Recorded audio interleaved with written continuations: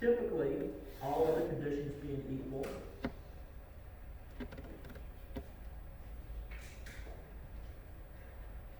the inside of the cell membrane has a charge of about negative 90 millivolts. But if suddenly the membrane became permeable only to potassium, in other words, you have a lot of voltage gated channels for potassium that were just suddenly open.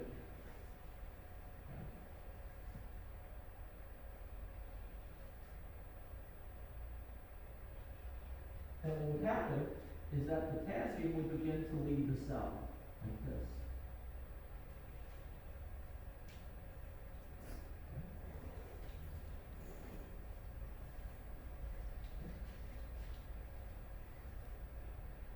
What would happen to the transmembrane potential? Would it become more negative, or would it begin to become more positive? Yeah, it would become more negative.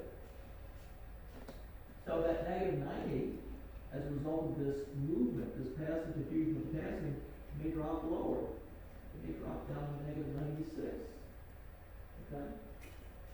And so as potassium follows its concentration gradient out of the cell, you begin to develop an electrical potential, where the outside of the cell becomes more positive, and the inside of the cell becomes more negative.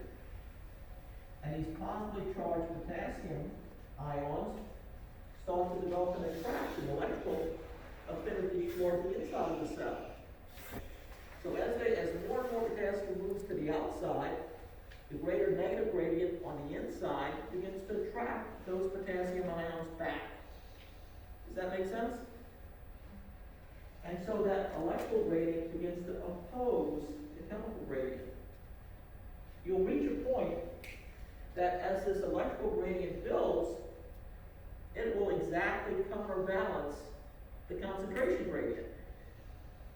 And no more potassium will then exit the cell, even though the membrane is permeable. That membrane potential at which the electrical gradient counterbalances the chemical gradient is called the equilibrium potential for potassium. There's going to be a point at which this electrical gradient completely balances the chemical gradient, and there's no further movement of potassium. Let's go back.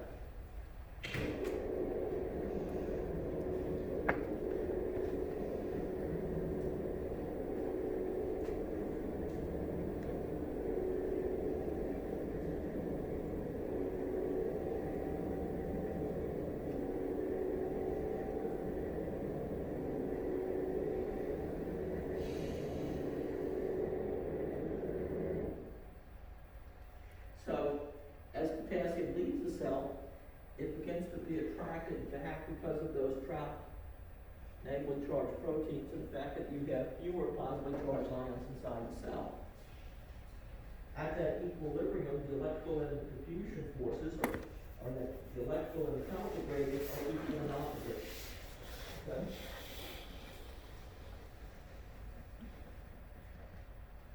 Now, that equilibrium potential for potassium is actually about negative 90 millivolts. Okay, potassium is going to continue to leave until the inside of the cell achieves the transmembrane potential of negative 90. At that point, there's no further movement.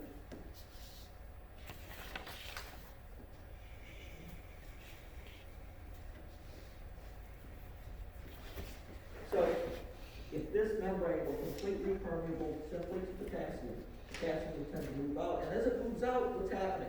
An electrical gradient begins to develop in the opposite direction. When these two are equal, that transmembrane potential at which this happens is the equilibrium potential for potassium.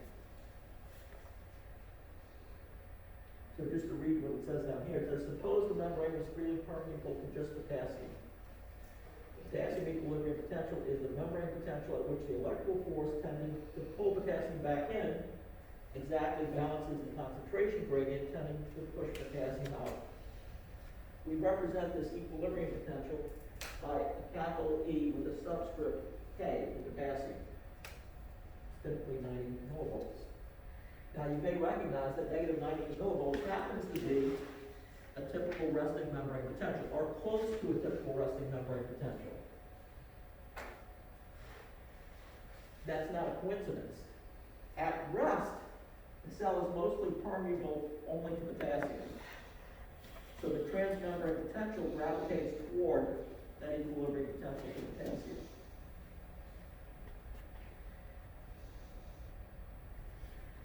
If we know the intracellular and the extracellular concentrations of potassium and plug in these values here into this equation called the Nernst Equation, we can figure out the equilibrium potential for those values.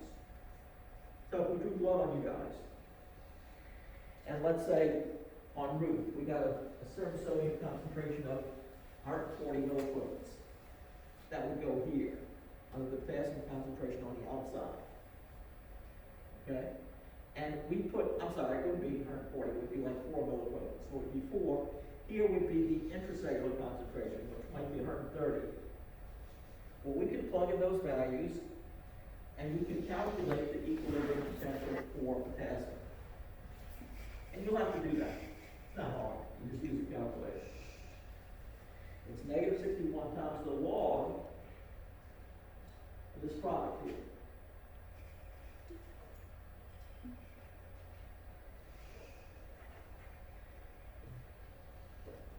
Let's do the same for sodium. Let's pretend that the cell membrane was completely permeable, but only to sodium. Well, sodium would initially follow its chemical gradient and move into the cell. But as it does so, it's generating an electrical potential in the opposite direction. Now, when that transmembrane potential reaches positive 66, in other words, enough positively charged ions enter the cell to bring up the transmembrane potential to positive 66, there's no further movement because now you've established an electrical gradient that counters that concentration gradient. So the equilibrium potential for sodium,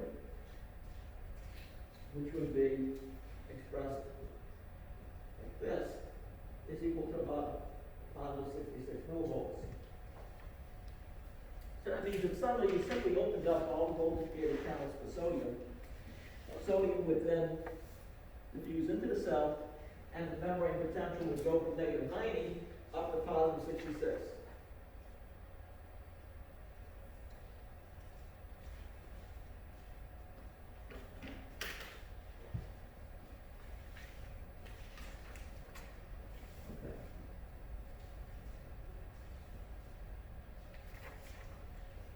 When the membrane is permeable to both sodium and potassium, the membrane potential, the difference in voltage across the membrane, will lie somewhere between negative 90 and positive 66.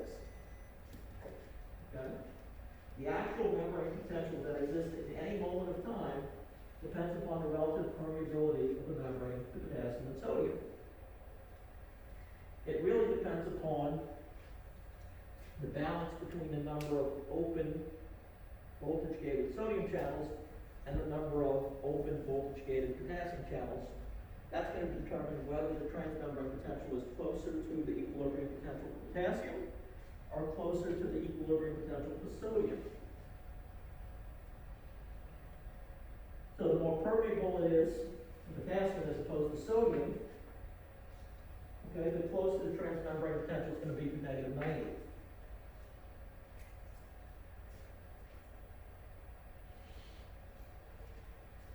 So this is an important concept that we'll relate back to as we proceed. Does everyone understand this concept? Raise your hand if you're completely lost. It's okay. Don't feel embarrassed. Nobody's going to judge you. Caroline, you understand what I'm saying? Somewhat. Okay, here's what I want everyone to do. I want you to take a piece of paper. This is the first time I'm trying this, so I don't know if this is going to work or not. On your piece of paper, I want you to put a big positive sign. Positive, positive. Positive, positive, positive. I want you three to be negative.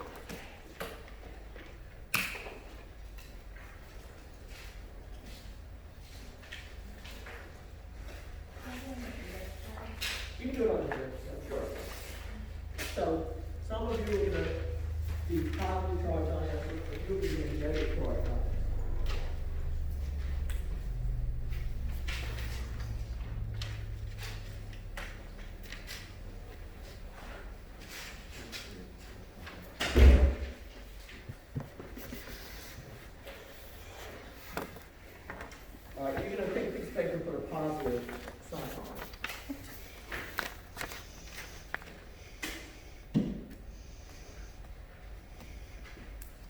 Okay, we're going to do a unit randomization.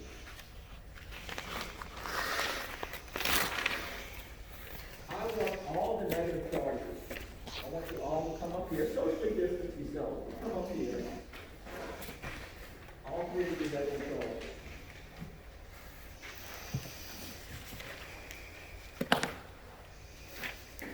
You're going to represent protein anions. Okay, we're talking protein molecules inside of the cell.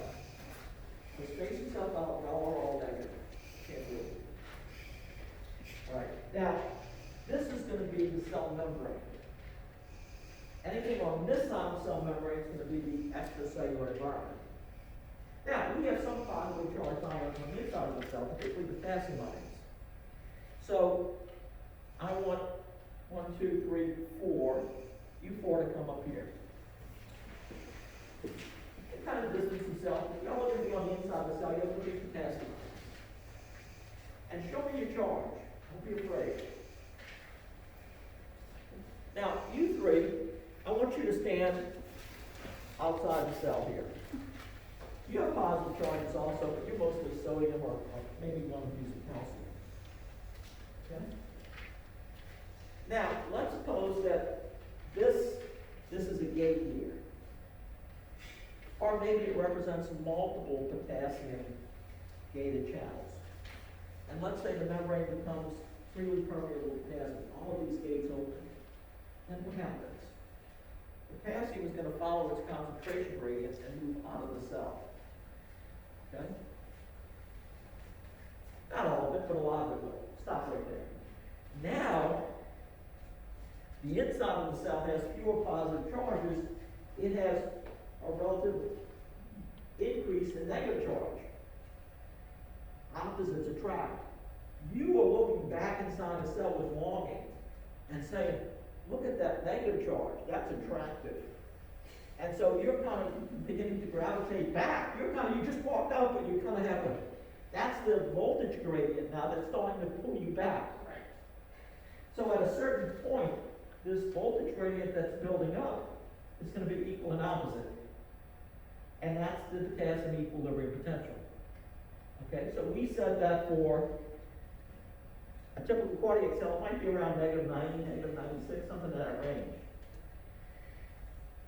Now, let's suppose that someone has hyperkalemia. Their potassium level is high. That means from the get-go, come on in, we're going to leave some of your potassiums outside. Your potassium, because the extracellular concentration is higher. Okay? Now, if the membrane became freely permeable in the face of hyperkalemia, you would have fewer potassiums leaving. Okay? Come on, leave. Okay? It would take fewer potassiums to leave than to generate an equilibrium potential that would be not quite as negative. It would be closer to 0. Let's say instead of -90, your equilibrium potential would be -80. You can simply put the numbers into the Nernst equation and figure that out. But we're going to talk a lot about equilibrium potentials as we move forward. So it's a matter of balancing voltage potential versus concentration gradient. Can I ask voltage, a question? yes. You said fewer potassiums were moving out, but you pulled them out. So why did you pull them out if fewer were moving out? Well, because the membrane becomes, you're still going to have more potassium inside than out, okay? But because so there's more potassiums in there besides what? yeah, there's always going to be more potassium inside the cell than out. So Okay. the concentration gradient is always going to be 1 neg. So it's just goes for it now. Okay? Yeah, it'll become clearer as we move forward. I don't know if that unit randomization helps at all. This was like the first go at it. Like if I do it again next year, I'm going to modify it. I'm going to think in advance. Does that help at all? Yes. Okay. All right, so everybody sit down.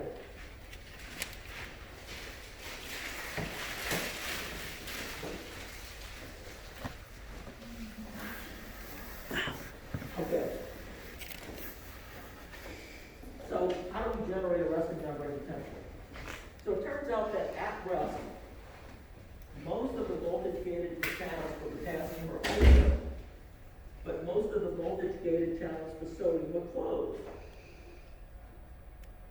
So potassium can leak out of the cell, but sodium can't move into the cell because its gated channels at rest are closed. So we have a situation now that's very similar to the situation that we described when we're trying to establish the potassium equilibrium potential. At rest, we have a situation where the membrane is more freely permeable to potassium, but it's not permeable to sodium. So as potassium leaves the cell, it's going to continue to exit the cell until the inside of the cell reaches a polarity of about negative 90 millivolts. Okay? And once enough potassium leaves so that this transmembrane potential reaches negative 90, no more potassium is going to leave. Because now you have a voltage gradient that's operating in the opposite direction. It's preventing further efflux of potassium. So it says the membrane potential is most affected by the ion to which the membrane is most permeable. And at rest, that's the potassium channel. At rest, the presence of open potassium channels leads to a resting membrane potential that's close to the equilibrium potential of potassium. At rest, the sodium gates are closed, so there's no influx of sodium.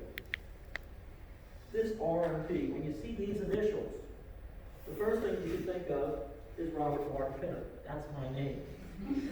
But it also stands for resting membrane potential. Okay? So at rest, it's going to be very close to the equilibrium potential.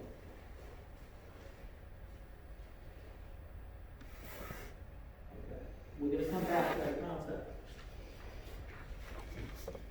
Now we become an action potential. Action potentials occur when the resting membrane potential suddenly depolarizes and then repolarizes back to its resting state. So earlier I graphed this out. I said that at rest, your resting membrane potential is close to negative 90.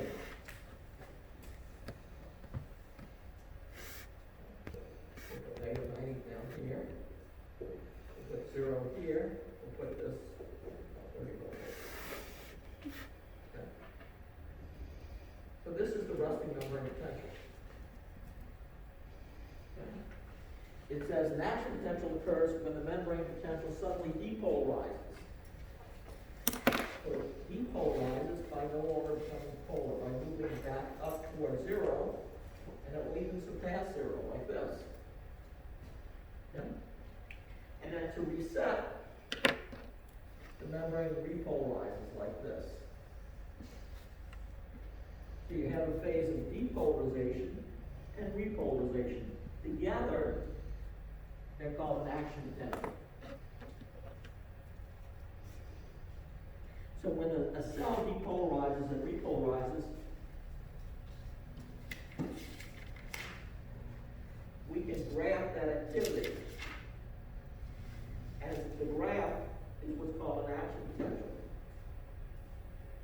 Now, there are two types of action potentials. The type of action potential that occurs in non-pacemaker cells, these are non-pacemaker action potentials, and the type of action potential that occurs in pacemaker cells, what we call autolytic cells. Okay?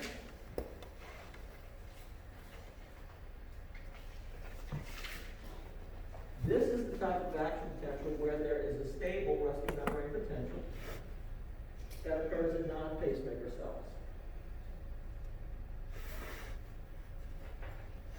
Okay? If we were looking at pacemaker cells, you would see a type of action potential in which there is not a stable resting membrane potential, but instead there is drifting of the membrane potential toward a threshold, followed by depolarization like this. And then we repeat the same process. Okay, so the two types of action potentials look different.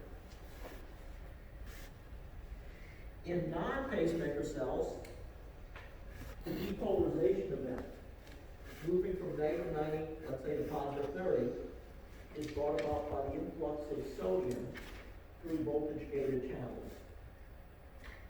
So in non-pacemaker cells,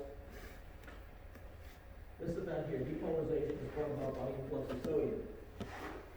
In pacemaker cells, once threshold is reached, you have an opening of voltage-gated calcium channels. So the depolarization is triggered by the influx of calcium instead.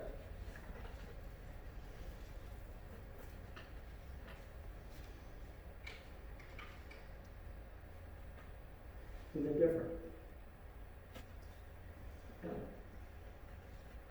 So here we see a cell that has depolarized. The inside of the cell membrane has become positive compared to the outside, which now has become negative. Okay?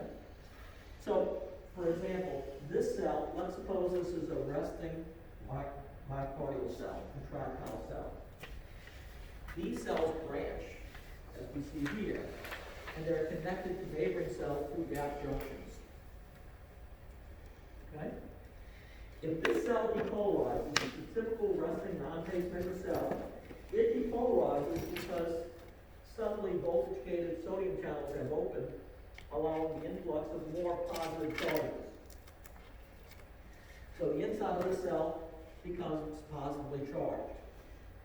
Now, these positively charged sodium ions can easily cross gap junctions into a neighboring cell, as exhibited from cell A to cell B.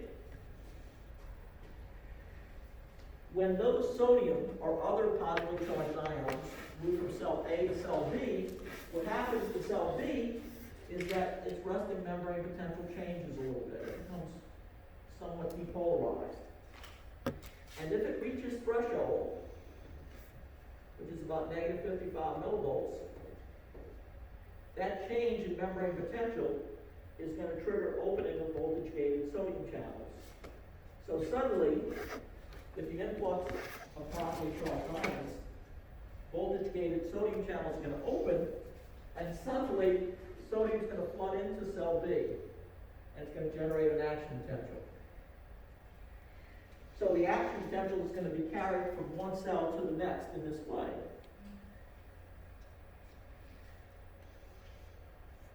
Now,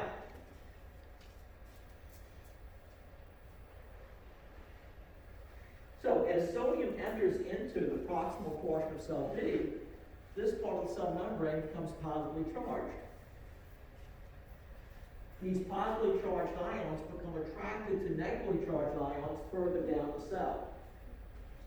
So these positively charged ions move distally. And so if that more distant part of the cell membrane then reaches threshold, voltage-gated channels open up here, and more sodium floods in. Those positively charged ions are attracted to negatively charged particles further down, more distally along the membrane. And the same thing happens, that action potential spreads like a wave from the proximal part of the cell to the distal part of the cell. And when it reaches the distal part, those positive ions then cross gap junctions. And that depolarization event spreads.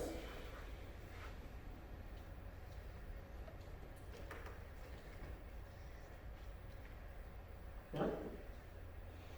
So action potentials are propagated from one cell to the next. Sometimes this might be a Purkinje cell that's propagating an action potential to a resting myocardial contractile cell in the ventricle. Or maybe these are two myocardial contractile cells that are linked together. But the action potential will spread from one cell to the next.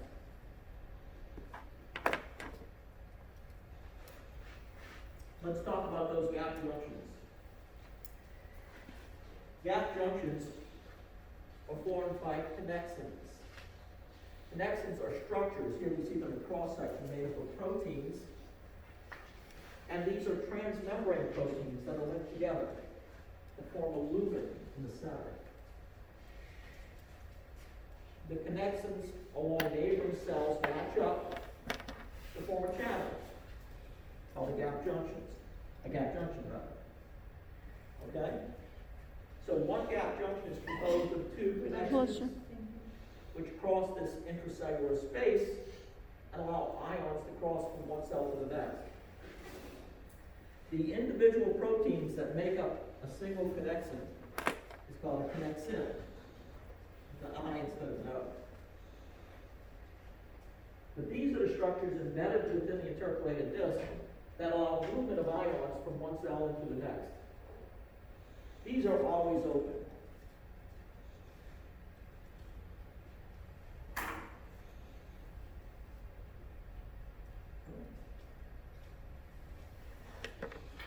So, connexins or gap junctions can exist between two resting cells. So there's one cell that polarizes, all of these positive charged ions can then cross over into a cell that is yet to depolarize.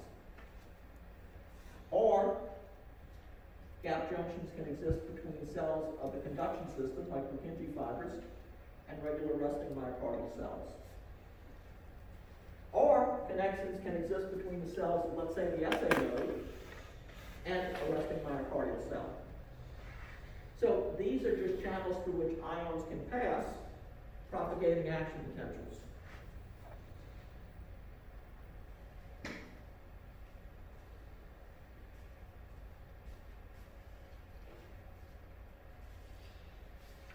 All right. So at rest, a cell may have a transmembrane potential of -90, okay? And at that resting membrane potential, the voltage-gated sodium channels are closed. If that cell reaches threshold, if it depolarizes, let's say, to -70, let's say that's the threshold potential, then the voltage-gated sodium channels open and sodium influxes into the cell. It begins to depolarize. Now, during depolarization, at a certain point, when it reaches -40, it might be up here, voltage-gated calcium channels will open, but they're much slower to open. And so at a certain point, then, calcium is going to enter into the cell.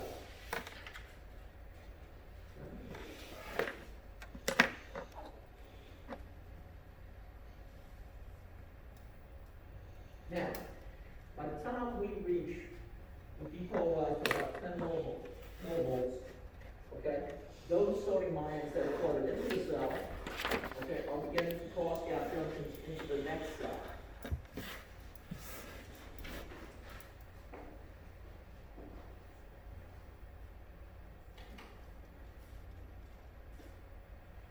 All right, I want everyone just to stand up.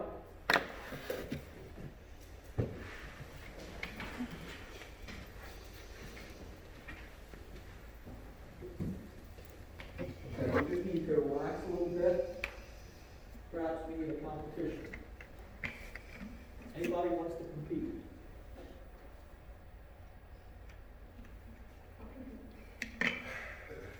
All right, we have one competitor. I need a second competitor. Good. Good. I think this is going to be a fair competition. I want everyone to come outside. You represent, by the way, we said that at rest, the cell membrane is permeable predominantly to potassium. In other words, voltage-gated potassium channels are open, sodium channels are closed. So voltage-gated sodium channels actually have two gates. An activation gate that's closed, and an inactivation gate that's open. The activation gate is also called the M gate. The inactivation gate is called the H gate. Well, this is its position at rest. Okay? Now, let's suppose that ions enter into the cell through gap junctions and reach threshold. As threshold is approached, voltage-gated sodium channels begin to open. And the way this happens is, first, the activation gate opens. The inactivation gate is already open. As soon as threshold is reached and these sodium channels begin to open, what happens? Sodium influxes into the cell. And the cell rapidly depolarizes. Okay? It goes from about negative 90 to about positive, let's say positive 10 or positive 20, somewhere up there. Okay? Depolarization ends up here because the inactivation gate closes. So look at this. These are the two gates. Down here is the H gate, the inactivation gate, which is open at rest. This gate up here is the activation gate, M, which is closed. When threshold is reached, this occurs. In other words, the activation gate opens as the inactivation gate begins to close. Well, there's a time interval during which both gates are open, allowing sodium to come into the cell. That's here. Sodium is flooding into the cell until that inactivation gate closes. At this point, depolarization ends. Okay? And that inactivation gate until the cell then repolarizes most of the way back to resting membrane potential.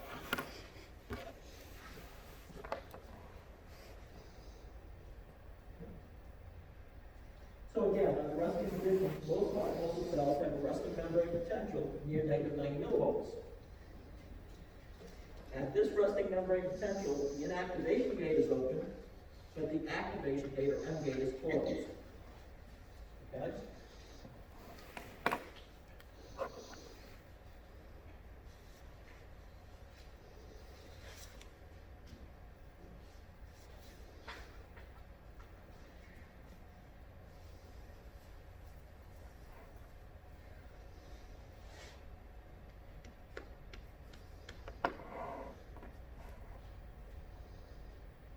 Now, when the sodium channel opens, let's go